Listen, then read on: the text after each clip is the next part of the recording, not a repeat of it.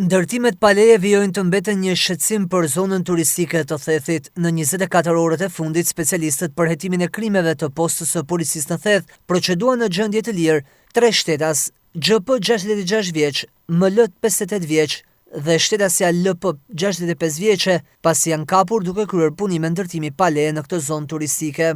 Ndërkohë në datën 16 maj, shtetësi PS 34 vjeç ka kallëzuar se i kanë vjedhur një shumë parash dhe një armë gjahu që e kishte me leje në banesën e tij në fshatin Shtojëri, gjatë kohës që në banesë nuk ka patur njeri. Nga ana e policisë po punohet për identifikimin dhe kapjen e autorit apo të autorëve.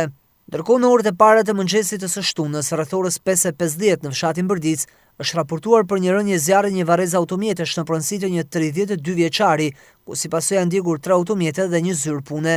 Shërbimet zjarrfikse dhe policia bëritën në vendngjarje dhe kanë nisur punën për zbardhjen e plotë të shkakut të rënjes së këtij zjarri dhe sqarimin e rrethanave. Materialet procedurale për këtë rast i kanë kaluar prokurorisë së Shkodrës për veprimet mëtejshme.